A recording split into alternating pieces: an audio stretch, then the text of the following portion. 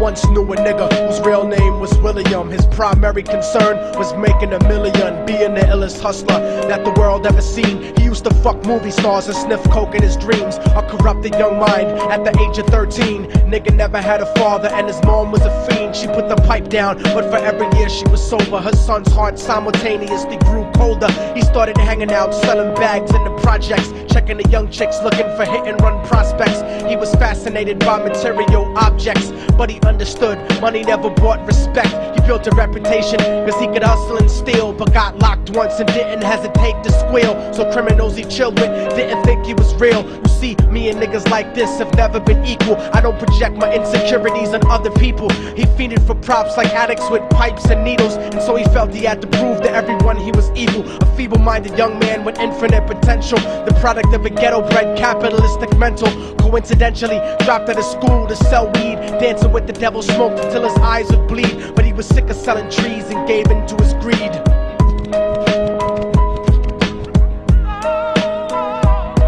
Everyone tryna be trife, never face the consequences. You probably only did a month for minor offenses. Ask a nigga doing life if he had another chance. But then again, there's always the wicked that knew in advance. Dance forever with the devil on a cold cell block. But that's what happens when you rape, murder, and sell rock. Devils used to be gods, angels that fell from the top. There's no diversity because we're burning in the melting pot.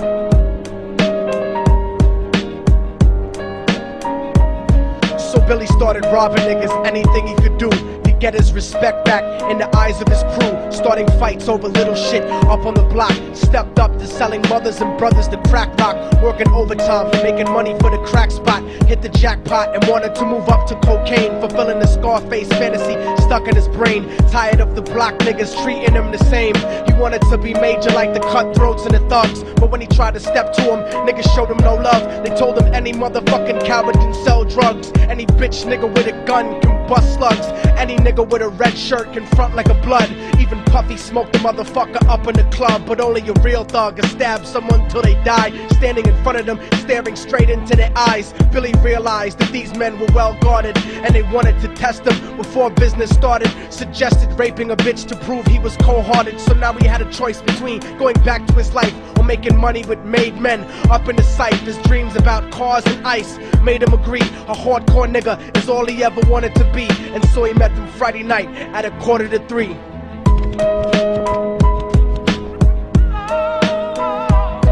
Everyone tryna be trife, never face the consequences. You probably only did a month for minor offenses. Ask a nigga doing life if he had another chance. But then again, there's always the wicked that knew in advance. Dance forever with the devil on a cold cell block. But that's what happens when you rape, murder, and sell rock.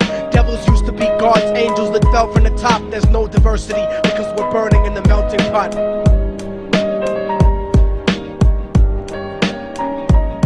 They drove around the project slow while it was raining, smoking blunts, drinking and joking for entertainment, until they saw a woman on the street walking alone, 3 in the morning, coming back from work on her way home. And so they quietly got out the car and followed her. Walking through the projects, the darkness swallowed her. They wrapped her shirt around their head and knocked her onto the floor. This is it, kid, now you got your chance to be raw. So Billy yoked her up and grabbed the chick by the hair and dragged her into a lobby that had nobody there. She struggled hard, but they forced her to go up the stairs. They got to the roof and then held her down on the ground, screaming, "Shut the fuck up and stop moving around." The shirt covered her face, but she screamed and clawed. So Billy stomped on the bitch till he broke in her jaw. Them dirty bastards knew exactly what they were doing. They kicked her until they cracked her ribs and she stopped moving. Blood leaking through the cloth, she cried silently.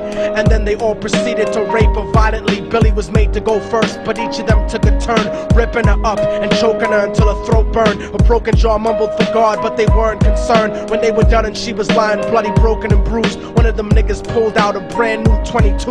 They told him that she was a witness for what she'd gone through, and if he killed her, he was guaranteed a spot in the crew. He thought about it for a minute, she was practically dead, and so he leaned over and put the gun right to her head.